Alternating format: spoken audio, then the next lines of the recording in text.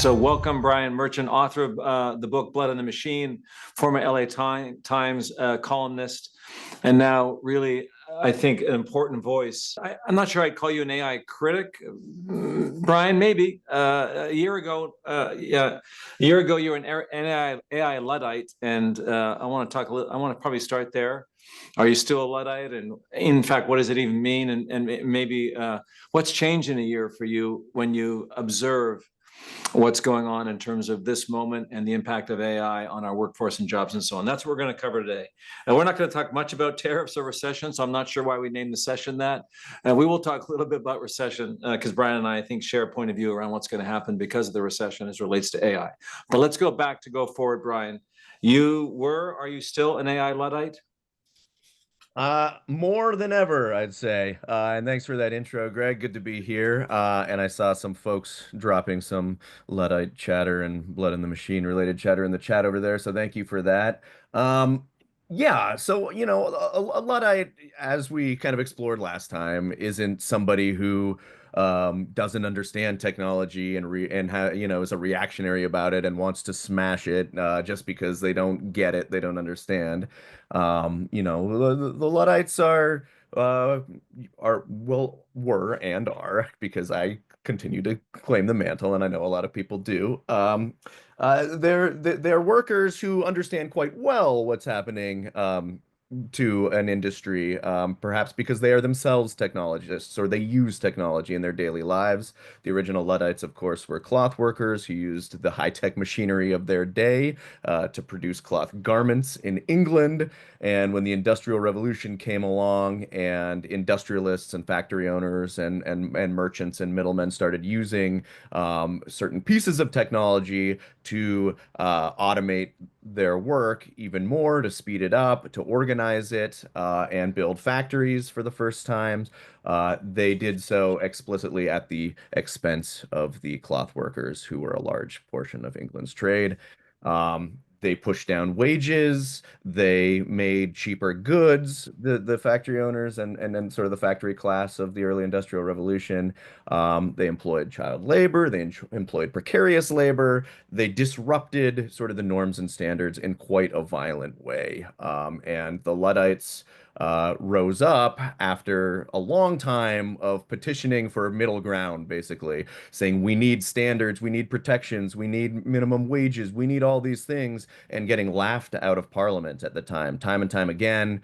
Finally, they had their backs to the wall. They couldn't take it anymore, and then they rose up and became the Luddites in extreme economic conditions. So that's sort of the background of who the real Luddites were. They were very tactical, right? They would pick out the most hated factory owners in town who were driving wages down the most, employing the most child labor, using the most machinery. They could calculate how many people they had thrown out of work knowingly, and they would write their letters. You've replaced 600 of our brothers in this town, so take down the machines, only the machines that are replacing their work, and or you'll get a visit from Ned Ludd, and so on and so forth. It was a big cataclysmic struggle, but in researching the Luddites, I came around to their point of view. They had a lot of good reasons to protest the way that machinery was being used against them. And so it really kind of boils down to the question of who machinery is being used to serve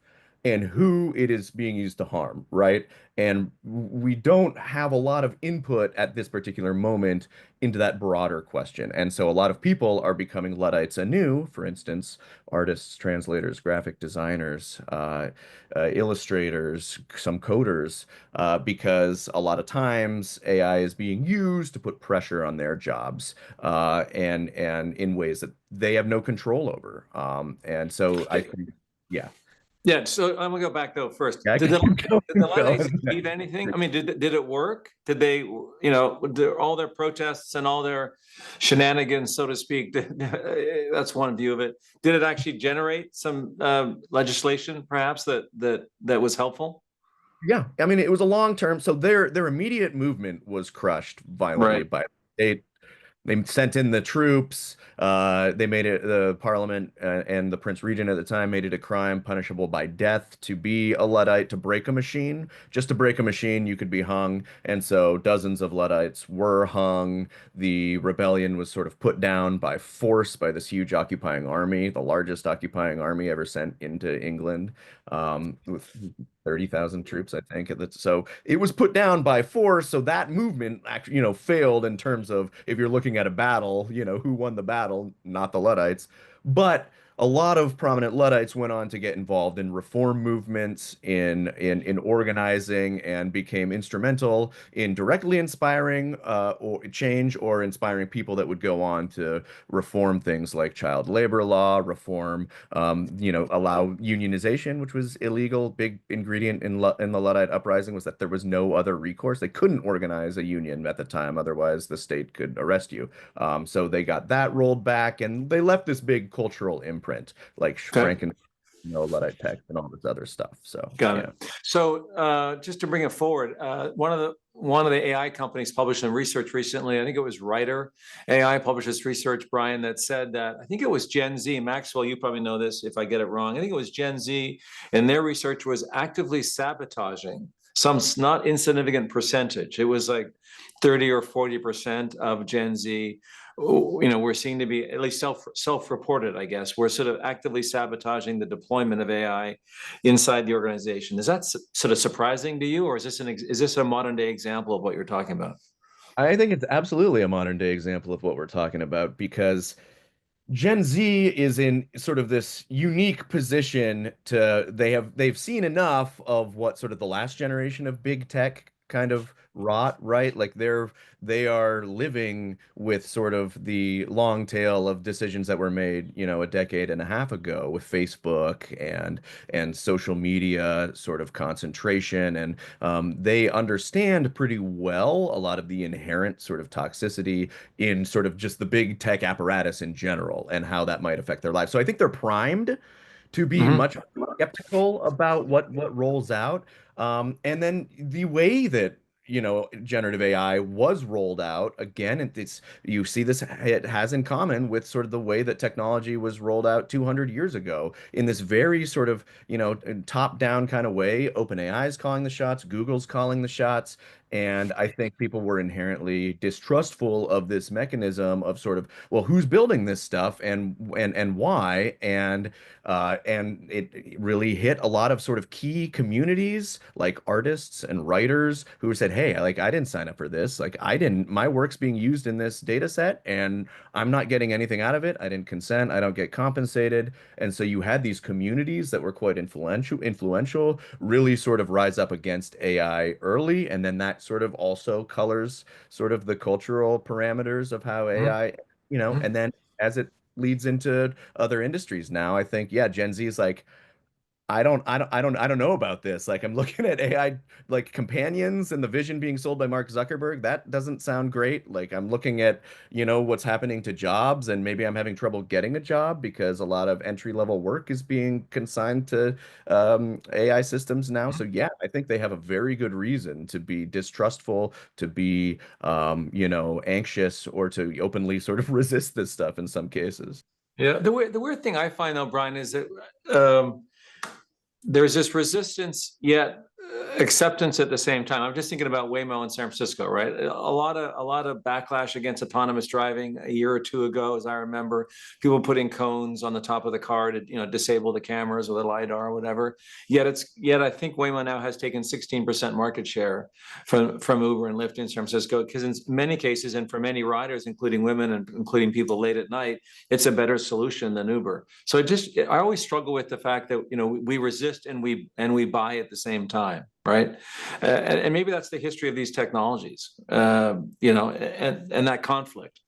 It really is. I think the key, the Waymo's an interesting case, right? Because Waymo, like a Waymo car, you see it going down the road, and it's more than just a driverless car, right? It's Waymo, brought to you by Google, and brought to you where, especially in San Francisco, there's this deep history of, of gentrification, of what's going on in the city's politics, and so it's not just the fact that this is taking jobs. In fact, I would argue that that's maybe in that particular formulation it's not Uber drivers who are out there going, I hate this and smash it. Right, Uh, right. That's fair. Yeah, it's more these are like avatars of big tech parading yeah. around the street, and people find who have maybe good reason to ex vent or to express their and there's urbanist critiques of Waymo as well. I think Waymo's really interesting because it is yeah, it's like safer. I've driven in Waymos. My kids love Waymos. They drive Mhm. slower than most Ubers in LA. Well, They I do mean, the feel. data, the Waymo data is fantastic in terms of crash data, right? It's a compelling case to use a Waymo. Caveat though is that it is Google's data that they're supplying, and I can't help but can be perennially critical of all this. One of the things that, when they were having that commission to decide whether or not self-driving cars should be allowed into California, one of the things they wanted was more data transparency, and that's one of the things that all of the tech companies wouldn't give. So I feel like there has to just be a little caveat with like the crash data that they're sharing is great, and my personal experience kind of bears that out. Like I feel perfectly safe and trusted. But again, this does cut into the sort of reason why there's so much distrust, right? They're not willing to be completely transparent. And when you're dealing with something that is a matter of public safety, I think that that the public does have a right to know, right? I mean, Sure. sure, corporate secrets, but like think this is a case where you got cars on the road, so we don't want to have another sort of Tesla Yeah, autopilot. yeah, I hear you. I hear you on the data. I was thinking about this weekend when I saw a story that OpenAI was talking about is renegotiating its sort of relationship with Microsoft in part so OpenAI can go public. And that part, it's just a conjecture or rumor, I guess. That surprised me, and that I would imagine OpenAI would want to stay private as long as possible. Frankly, just to limit the amount of information that is leaked about the company or they have to reveal about the company, including how it was all trained. So let's go back to artists for a moment. We seem to have just steamrolled past all the concerns we had about IP and copyright. Is that your sense of it? And it's not going to get like there isn't. Is there any smoking gun lawsuit out there? I know the New York Times obviously is still in an active litigation with OpenAI. Is your sense that we're going to at some point deal with that issue, or the AI companies basically will just kind of move on past that, and they've been trained and the data has been used, and it's a footnote. Well, I think that that's the position that the big tech companies are hoping wins the day, right? Sure. But there's both Altman and Google and I think Meta as well have been sort of really pushing the Trump administration to sort of sort of do it in that call for responses to AI policy. That's what they put forward above all, like copyright, like just make a copyright exemption for us or make it easier for us so we're not liable. Whether or not that would even hold up in court remains to be seen. But there have been some red flags for the tech companies. The Reuters case, for instance, Yeah, the Thomson Thomson Reuters one. Yeah, yeah, on the law stuff. Yeah. wasn't generative AI, but the principle really did sort of they were the principle carries over that the judge cited, which is that that they were using AI in a way that produces output or a product that then competes with the Mhm.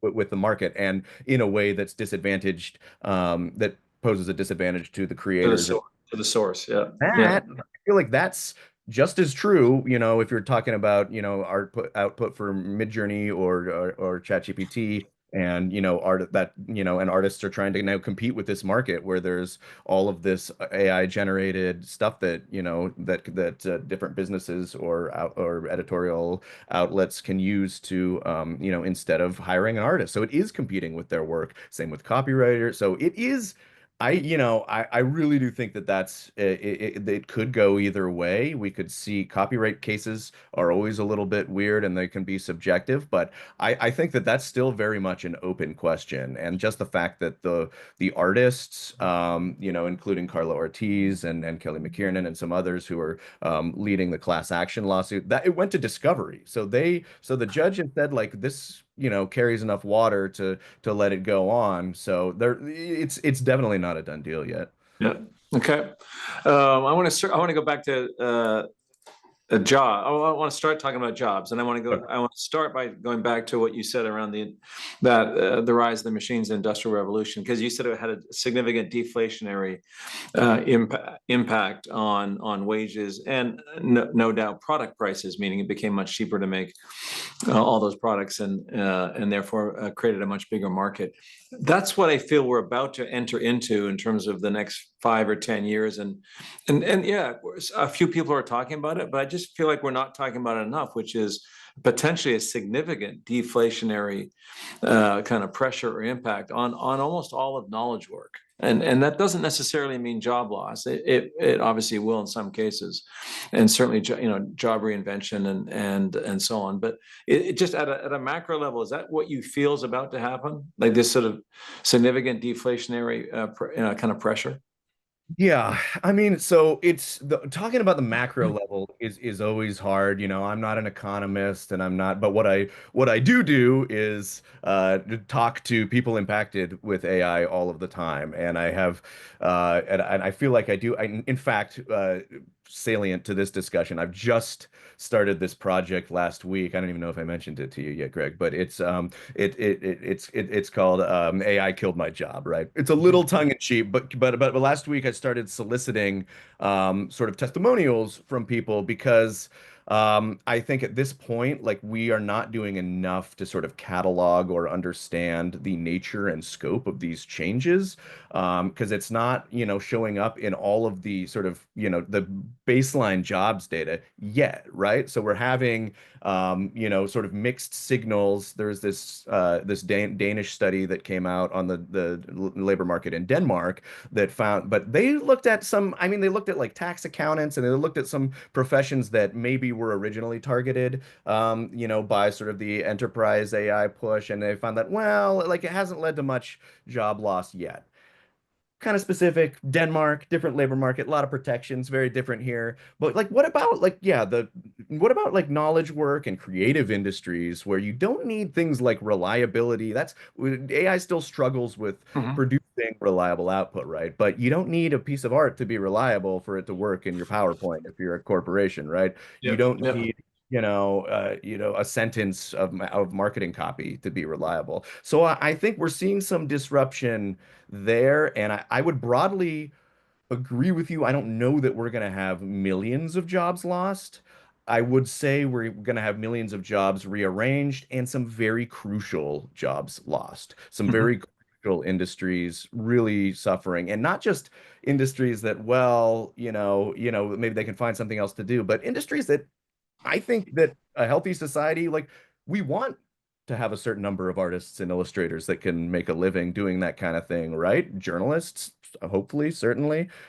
These are professions that are getting squeezed by, AI content production and the whole apparatus. So I would say that I broadly agree with you that we're going to be in trouble in some key areas if we don't sort of look at if we don't start to push back or think about policy or think about, unfortunately, it's not a great time to be thinking about, federal policy and a protectionist measure, right? If we want to protect industries, that's not really where we're at right now. Yeah, So it feels like in terms of regulation, just to touch on that, our best hope is if we want it, if it can be effective, our current best hope is with states. I think it's about 12 states, right, that are advancing AI, regulation at some level, including California. I think including Texas as well, Florida and New York. So it feels like that's the current bet, if you will, in terms of if there's any guardrails, it feels like it's coming at the state level at this point. yeah. Is that yeah? I mean, yes and no, because like I mean, the most important, not to diminish, any other states that are considering AI legislation, which are important, but like the key one where there's a lot of tech companies is in California, where we Right. live. And we're in a tough spot right now because so much of it is dependent on Gavin Newsom's veto pen, right? So there are a lot of interesting bills. In fact, one of my next newsletters coming out, I look at a number of these bills that are coming out, and I think they're actually trying to do really good and Mhm. important things. There's no, just like destroy AI bills, but it's like let's make sure AI isn't being used to like harvest, workers' data when they're inputting it, and so it can be used against them in these ways. Let's some sensible guardrails, but Mhm.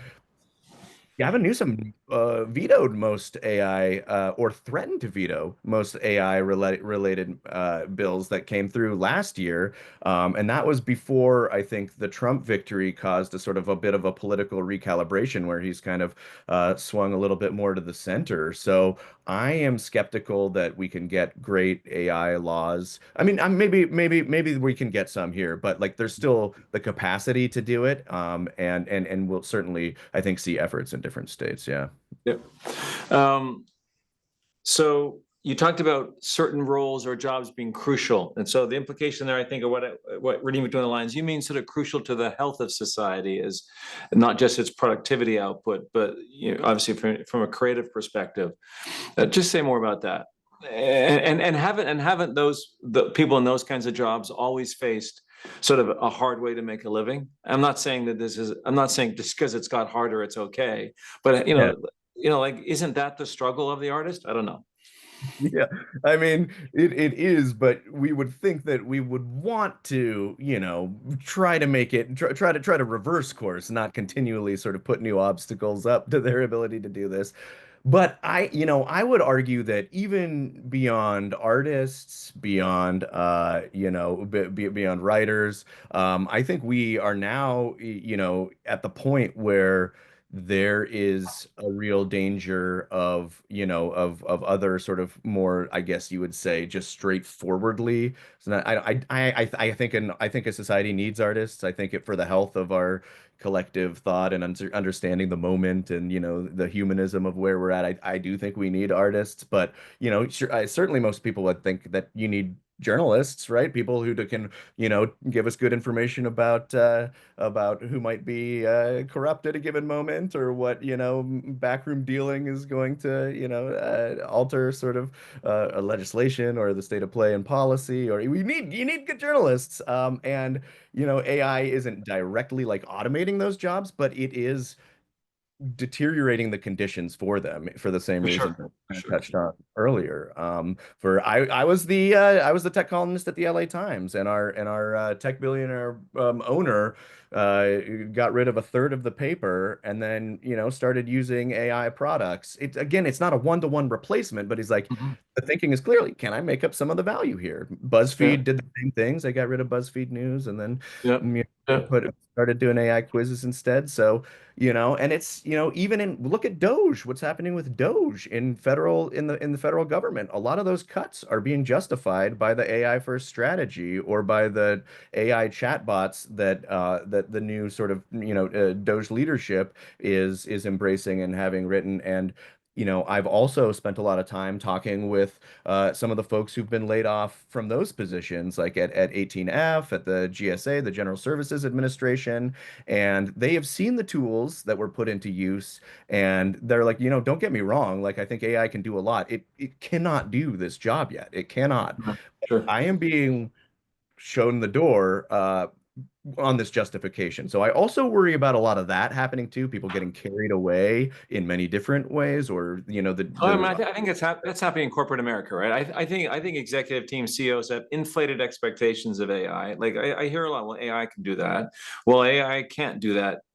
Certainly not now, and maybe not ever, and or not without a bunch of human, kind of in the loop stewardship and or checking for quality and output and so on. So my sense of that's going on all over corporate America. And frankly, I think the recession seems like to me yeah. like a good air cover. I'm just curious what you think about what is the recession good for AI or not?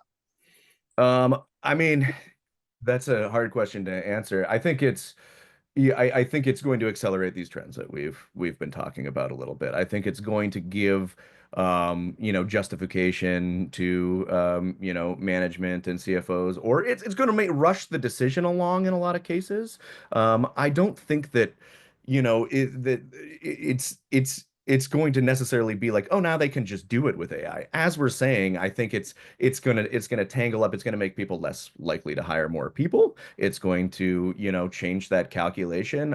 In this recent piece I wrote, at the center of it was this chart that was put forward by the Atlantic's Derek Thompson, who said, like a really weird, and it's been going on before the latest ChatGPT boom, but for the last 10 years or so, we've seen this weird sort of decoupling, and a higher unemployment rate relative to the general unemployment rate for recent college grads, which College grad, right? Yeah. recent college grads, which typically and historically have been quite high, right? You've got smart people fresh out of college, determined to work, lots of skills. So why wouldn't and they're cheaper. So why wouldn't you be hiring more of these people? And one, uh, potential theory is that we have AI systems now, or we have, I would expand that actually, like we have more sort of even sort of contracting adjacent or gig work adjacent systems that are managing a lot of that work, and you don't have to hire a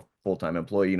Google famously, half its workforce is contract, and so you don't necessarily have to hire a full employee, and so it shows up differently in the economics data. But now it's continuing to go down because you think, Yeah. well, do we need a junior coder? I don't know. Maybe ChatGPT or Copilot can do that now. Yeah, my issue with that is, or I always have a hard time squaring that, which is that assumption that maybe AI is causing that recent grad kind of struggle to find jobs with, well, AI hallucinates, it's not reliable, it can't really do, typical entry level knowledge work unsupervised. A little bit, some mornings I wake up and go, what is this? The critics are like, it doesn't work.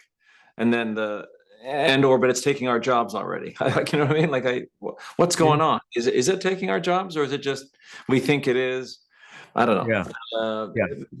No, Yeah, I would say that I would just say that at least in short-term purviews, it can be both, right? It can provide a logic or an enthusiasm or a framework by which, if there is sort of someone in management who wants to say like, oh, I can say that I've cut this much from the budget right now, and then they're eager to do so.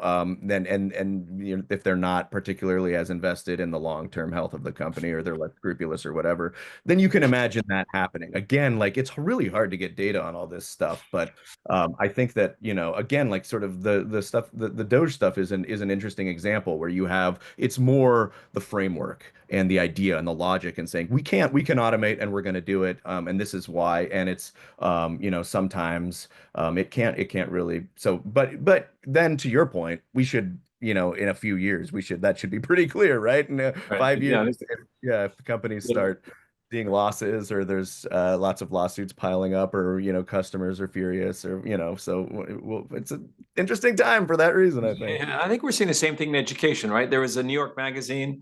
Yeah, I think you talked about it this week as well in your newsletter. It kind of went viral. That story Yeah. around, the kids in college talking about just basically outsourcing everything to AI to get through college so they can go do a startup or whatever. And then there was a Nature, though. Nature just published a study. It was a meta-analysis of 51 other studies of AI in terms of in the context of education, context of students, and in that meta-analysis, it seemed that AI actually raised the critical thinking, not a lot, but measurable amount of improvement in actually learning outcomes and critical thinking outcomes. So again, what's your sense of what's going on, or is it just the fact that both can be true? It's making our kids dumber, and in some cases, is making our kids smarter. Yeah, I mean, I think the jury's still out on this, right? I think that because there have been studies, that have, looked at the cognitive offloading, and have, had pretty negative things to say too. So I do think it is going to be a little while before we can really suss out, what's going on long term. I do think like that this is potentially more dangerous than past trends. It's easier to do it all, right? Like in the past, cognitive offloading studies have looked at like using Google, and in the first sort of major wave of this line of thinking as it pertained to tech was Google search. You don't have to like remember, what a fact is. You can Google it and get it from Wikipedia.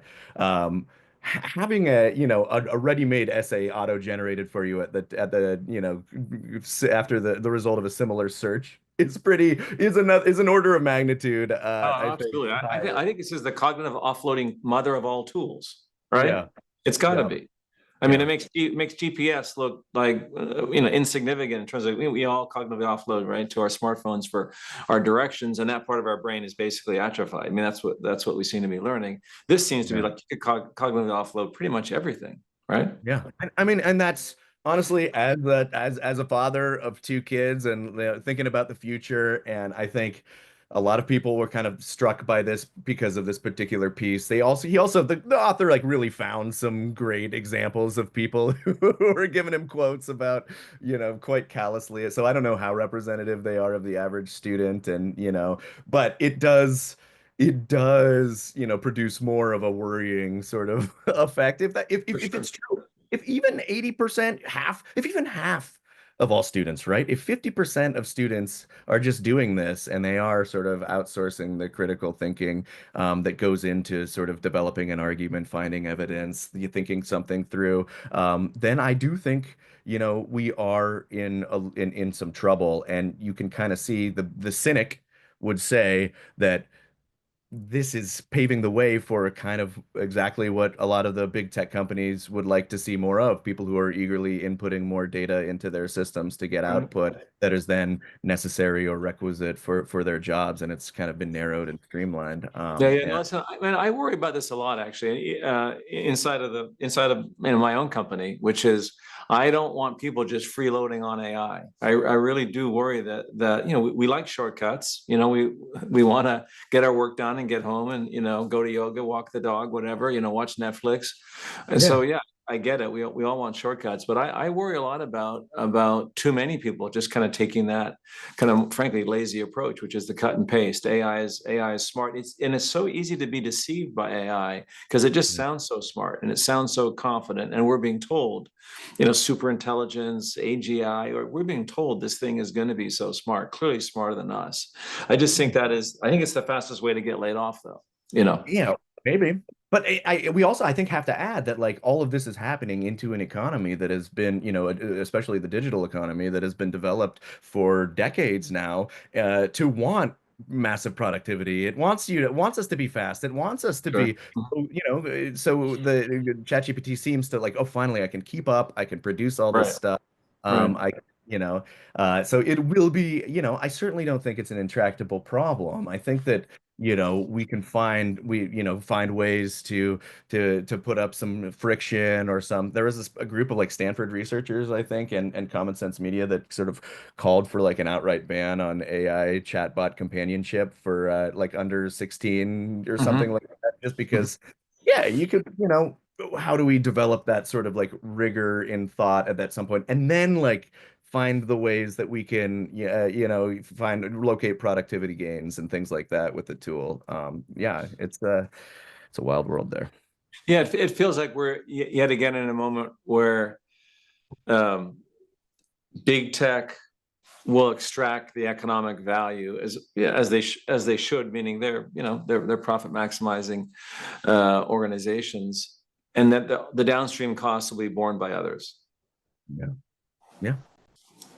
Yeah. I mean, we will also see. I don't know what is going to happen in the next couple of years with regards to even this specific technology. I mean, I think it could just completely stick, and then it is the baseline. Everybody's got to use the technology, or we could see the bubble burst or a bubble deflate a little bit, and then even out, and then it becomes more of a niche use Yep. technology.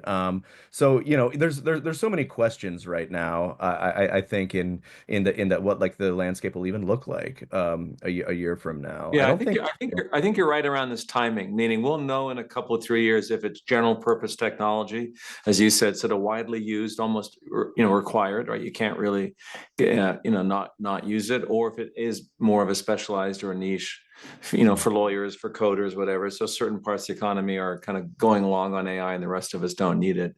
The numbers are pretty staggering, right? If what Sam Altman kind of let slip at TED 2 or 3 weeks ago is true, 800 million-ish GPT users. I mean, they'll get past 1 billion at that rate sometime this summer. Again, it's a free product, but still, those are staggering numbers. I think consumers and certainly small business love AI.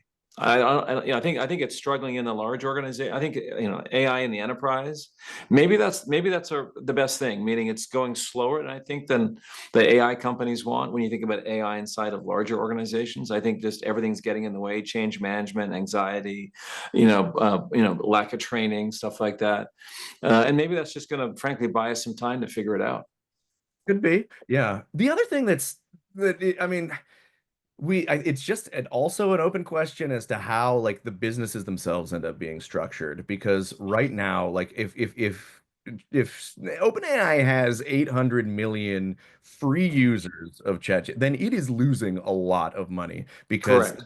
they haven't, they haven't really figured out, and they're going for the enterprise, but that's, as you said, they've struggled probably the most in that arena. So I wouldn't be surprised if we start seeing some more, attempt. We just saw them announce what the shopping initiative. They're like word of building a social media network. I feel like they're going back to the blackboard and trying to figure out but I wouldn't be surprised if we see ads or more like that. But also they got to figure that out because you can't even with whatever their $40 billion infusion Sure. from Yeah, you can't incinerate capital forever. can.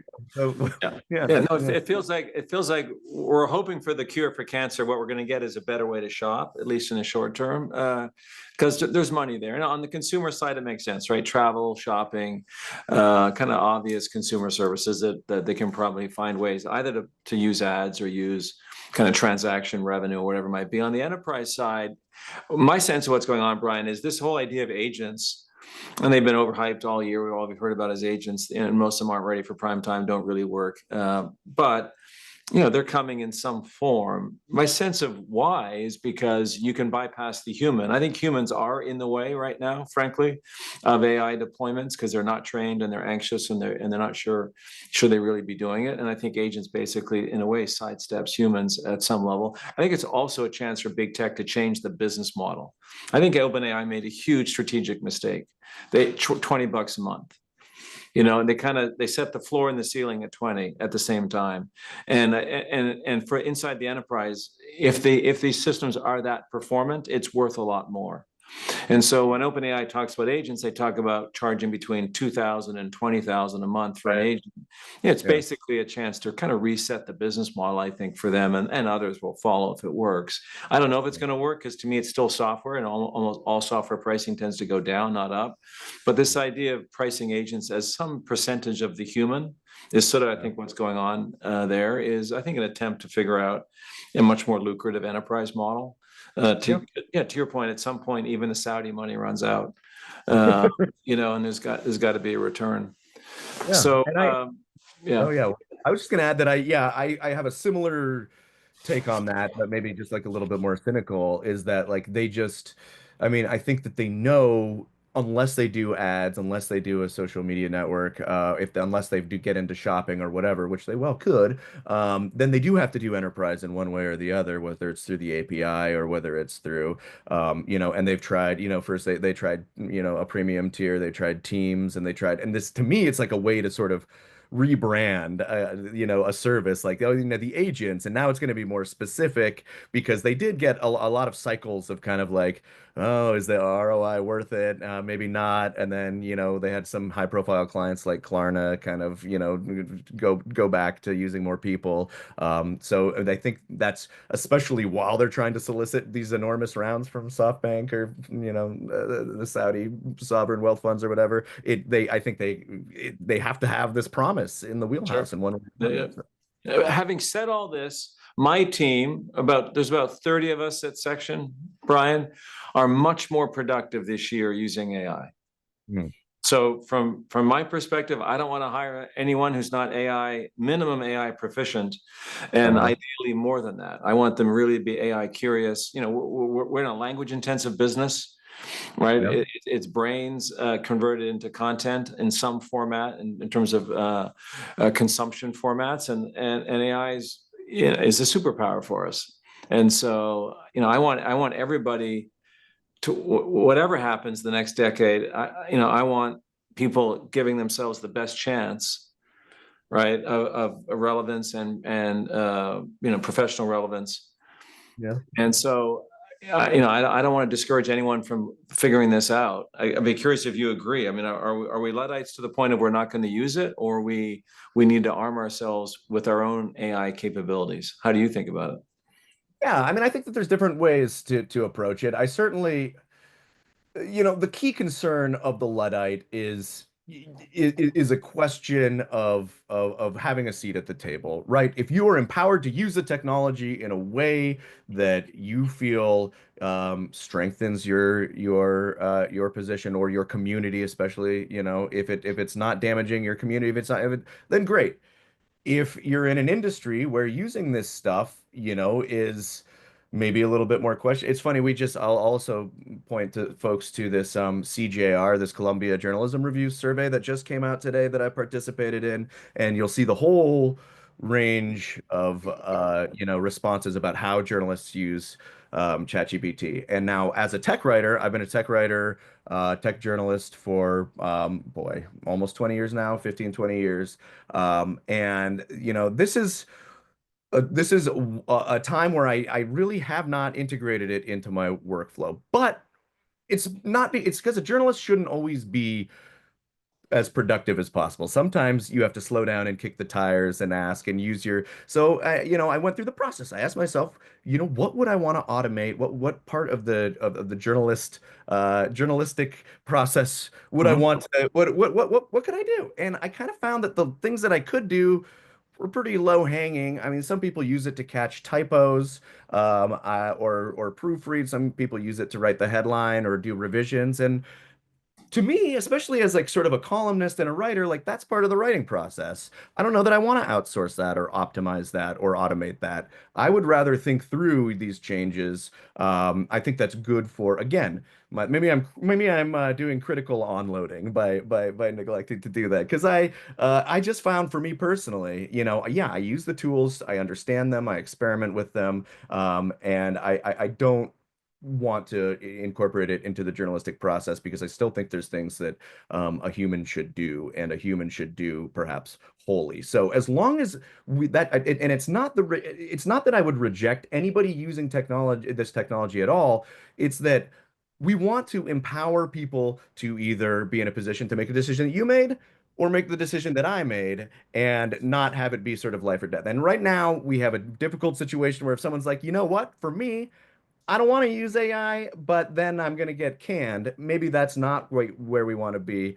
Maybe we want to have as much democratic input as we can into how our society embraces or selectively uses or goes headlong into the brave new future with. I think everybody just has to have their input and a seat at the table. Brian's challenging us, and I think putting it out there, right? That particularly as leaders, whether it be company or any organizational leader or anyone of influence, to think about the impact and think about how we want to use it for ourselves or for our teams. It's not often enough that we have these dialogues, and I love having these conversations with you, Greg, because I feel like we have really productive and interesting conversations, and there's a lot of common ground. Thank you, Brian.